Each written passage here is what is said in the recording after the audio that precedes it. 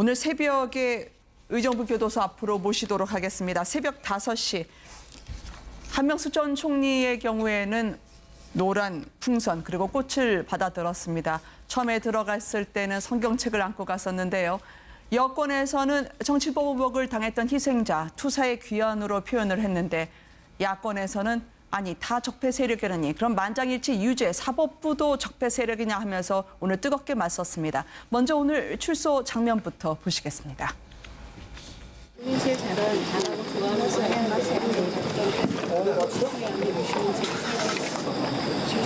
너무 감사하고요.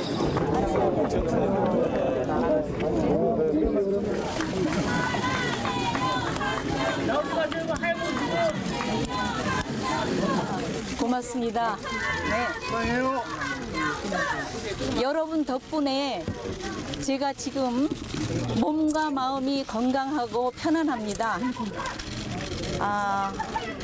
짧지 않았던 2년 동안 정말 가혹했던 고통이 있었지만 새로운 세상을 드디어 만나게 됐습니다. 여러분께서 보내주신 그 사랑에 힘입어서 앞으로도 당당하게 열심히 살아나가겠습니다.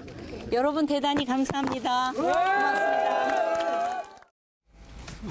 네. 사실관계는 한명숙 전 총리의 경우에는 수감 직전에는 상복 차림에 백합과 성경을 들고 갔습니다만 오늘 드디어 새로운 세상을 만나게 됐다. 상당히 많은 분들이 옥살이를 위로하는 오늘 저 장면으로 들어가셨습니다.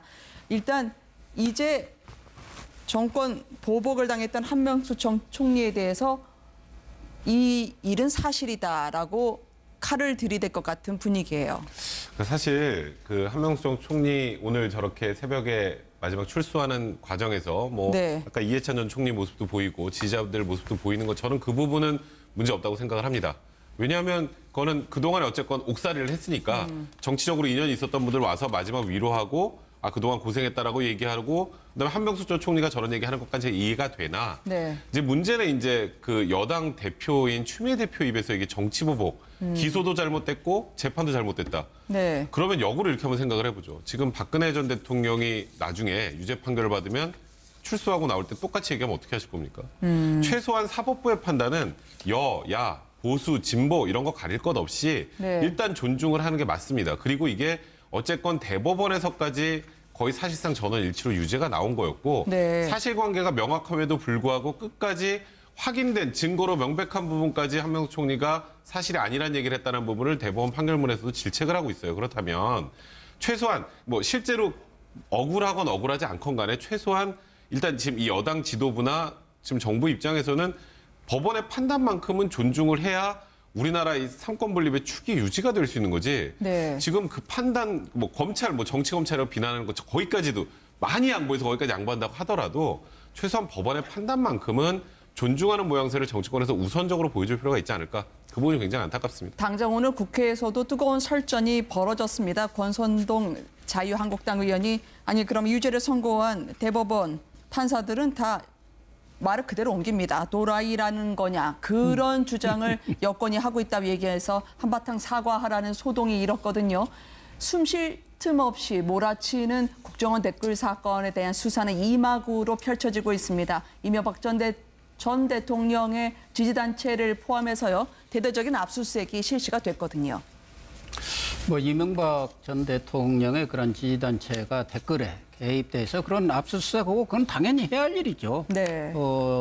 지난 정권 때 그런 댓글 사건에 대한 수사가 미진했고 그런 부분에 대해서 새 정부 들어와서 철저하게 수사를 하는 거야 당연한 일이지만 방금 네. 변호사님도 말씀이 있었습니다마는 사건 한명숙 전 총리의 사건은 물론 본인이 이렇게 총리까지 지내신 분이 감옥에 가서 2년이나 이렇게 수감 생활하면서 많은 고통을 겪은 것은 이해도 가고 또 네. 나오셔서 어떤 정치적 활동을 하시던 그건 본인의 자유입니다만은 대법원에서 사실상 만장일치 판결이 내려진 내용까지를 부인해버린다고 한다면은 그것을 무슨 정치적 단어다. 과거에 군사정권이라든가 이런 시절에 있었던 사건도 아니고 MB 정권에 있었던 사건입니다만은 그렇다고 해서 MB 정권에서 사법부를 완전히 장악해가지고 이렇게 네. 해라 저렇게 해라 할 상황은 아니었지 않습니까? 물론 지금 검찰이라든가 이 법원 이런 부분도 개혁해야 할 부분들이 많고 그런 노력의 일환으로 지금 검찰총장이라든가 대법원장 후보자도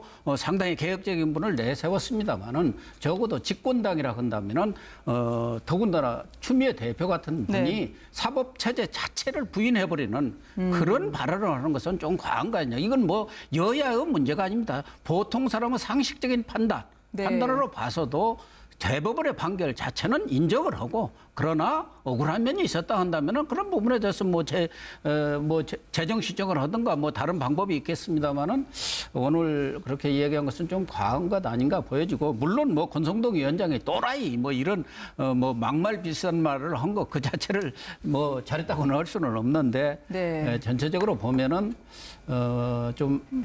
여권에서도 뭐 개혁의 분위기를 타는 것은 좋은데 좀 과한 측면이 있는 것 같습니다. 네. 그리고 지금 국정원 댓글 사건이 이제 수사 제2막이 열리는 거나 마찬가지지 않습니까? 또 이명박 전 대통령 지지를 그러니까 지금- 보였던 단체들 네, 있잖아요. 그렇죠. 청와대 일단 오찬 양재 같은 초대받았다라는 것까지 경우는 나오던데요. 국정원의 퇴직자들이 모여 있는 곳에서도 이 팀장급이 있었다라는 것도 있고, 그다음에 늘 푸른 희망연대 포함해서 여러 가지 당시에 이명박 전 대통령을 지지했던 그런 단체들에 소속돼 있는 분들이 지금 이 팀장급에 포함돼 있다는 거거든요.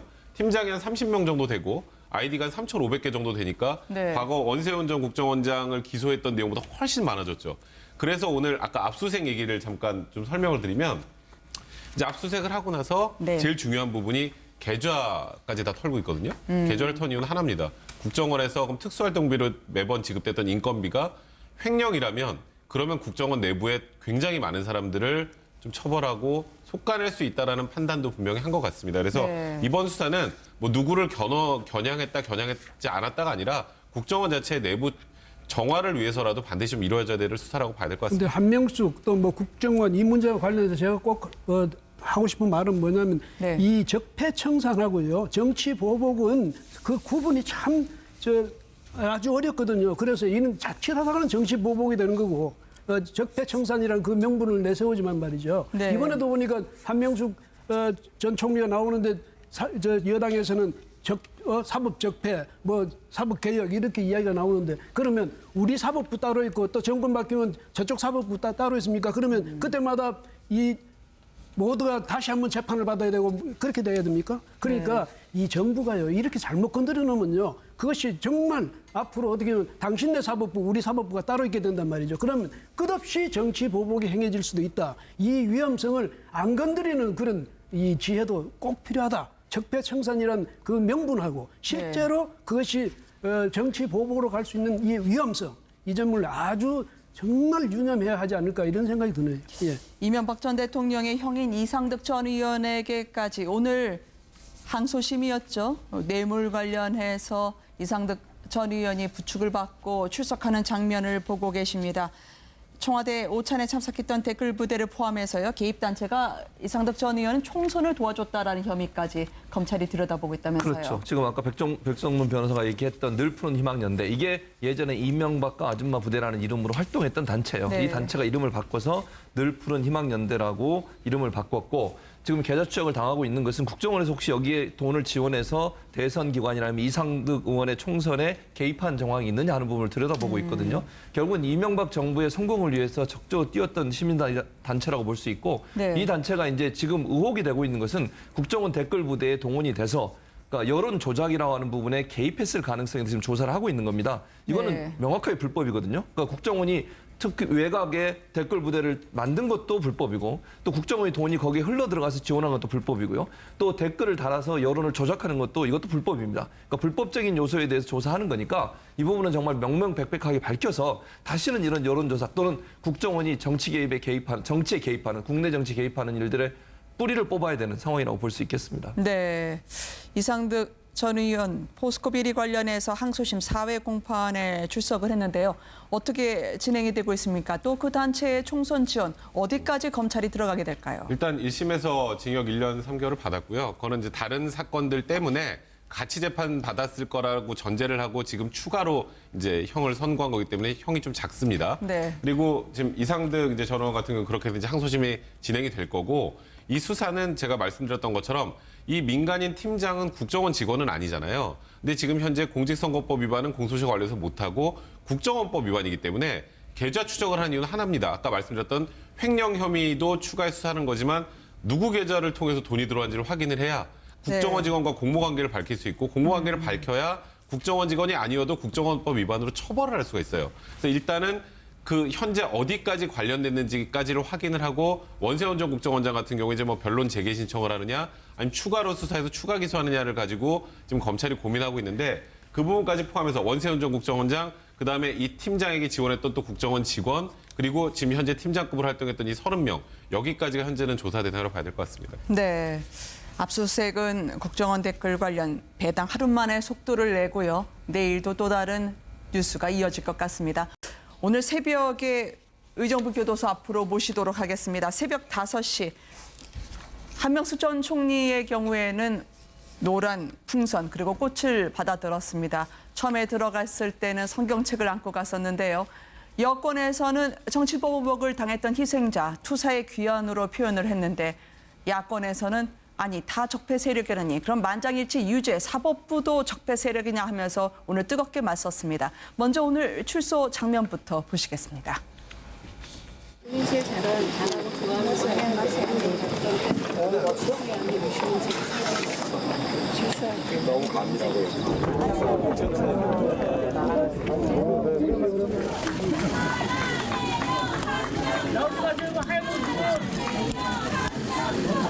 고맙습니다. 네. 여러분 덕분에 그러니까 사실이 아니란 얘기를 했다는 부분을 대법원 판결문에서도 질책을 하고 있어요. 그렇다면 최소한 뭐 실제로 억울하건 억울하지 않건 간에 최소한 일단 지금 이 여당 지도부나 지금 정부 입장에서는 법원의 판단만큼은 존중을 해야 우리나라 이 삼권 분립의 축이 유지가 될 수 있는 거지. 네. 지금 그 판단 뭐 검찰 뭐 정치 검찰이라고 비난하는 거 거기까지도 많이 양보해서 거기까지 양보한다고 하더라도 최소한 법원의 판단만큼은 존중하는 모양새를 정치권에서 우선적으로 보여줄 필요가 있지 않을까. 그 부분이 굉장히 안타깝습니다. 당장 오늘 국회에서도 뜨거운 설전이 벌어졌습니다. 권선동 자유한국당 의원이 아니 그럼 유죄를 선고한 대법원 판사들은 다 말을 그대로 옮깁니다. 도라이라는 거냐 그런 주장을 여권이 하고 있다고 얘기해서 한바탕 사과하라는 소동이 일었거든요.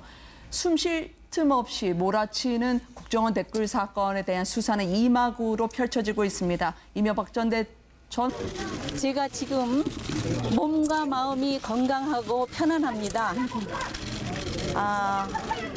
짧지 않았던 2년 동안 정말 가혹했던 고통이 있었지만 새로운 세상을 드디어 만나게 됐습니다. 여러분께서 보내주신 그 사랑에 힘입어서 앞으로도 당당하게 열심히 살아나가겠습니다.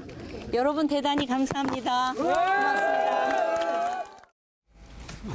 네. 사실관계는 한명숙 전 총리의 경우에는 수감 직전에는 상복 차림에 백합과 성경을 들고 갔습니다만 오늘 드디어 새로운 세상을 만나게 됐다. 상당히 많은 분들이 옥살이를 위로하는 오늘 저 장면으로 들어가셨습니다. 일단 이제 정권 보복을 당했던 한명숙 전 총리에 대해서 이 일은 사실이다라고 칼을 들이댈 것 같은 분위기. 대통령의 지지단체를 포함해서요. 대대적인 압수수색이 실시가 됐거든요. 뭐 이명박 전 대통령의 그런 지지단체가 댓글에 개입돼서 그런 압수수색하고 그건 당연히 해야 할 일이죠. 네. 지난 정권 때 그런 댓글 사건에 대한 수사가 미진했고 그런 부분에 대해서 새 정부 들어와서 철저하게 수사를 하는 거야 당연한 일이지만 방금 네. 변호사님도 말씀이 있었습니다마는 사건 한명숙 전 총리의 사건은 물론 본인이 이렇게 총리까지 지내신 분이 감옥에 가서 2년이나 이렇게 수감 생활하면서 많은 고통을 겪은 것은 뭐 이해도 가고 또 네. 나오셔서 뭐 어떤 정치적 활동을 하시던 그건 본인의 자유입니다만은 대법원에서 사실상 만장일치 판결이 내려진 내용까지를 부인해 버린다 한다면은 그것을 무슨 정치적 단어다. 과거에 군사정권이라든가 이런 시절에 있었던 사건도 아니고 뭐 MB 정권에 있었던 사건입니까? 사실 그 한명숙 총리 오늘 저렇게 새벽에 마지막 출소하는 과정에서 뭐 네. 아까 이해찬 전 총리 모습도 보이고 지지자들 모습도 보이는 것 저는 그 부분은 문제 없다고 생각을 합니다. 왜냐하면 그거는 그동안에 어쨌건 옥살이를 했으니까 정치적으로 인연이 있었던 분들 와서 마지막 위로하고 그동안 고생했다라고 얘기하고 그다음에 한명숙 전 총리가 저런 얘기하는 것까지 이해가 되나? 네. 이제 문제는 이제 그 여당 대표인 추미애 대표 입에서 이게 정치보복, 기소도 잘못됐고 재판도 잘못됐다. 네. 그러면 역으로 이렇게 한번 생각을 해보죠. 지금 박근혜 전 대통령이 나중에 유죄 판결을 받으면 출소하고 나올 때 똑같이 얘기하면 어떻게 하실 겁니까? 최소한 사법부의 판단은 야, 보수, 진보 이런 거 가릴 것 없이 네. 일단 존중을 하는 게 맞습니다. 그리고 이게 어쨌건 대법원에서까지 거의 사실상 전원일치로 유죄가 나온 거였고 네. 사실관계가 명확함에도 불구하고 끝까지 확인된 증거로 명백한 부분까지 한명숙 총리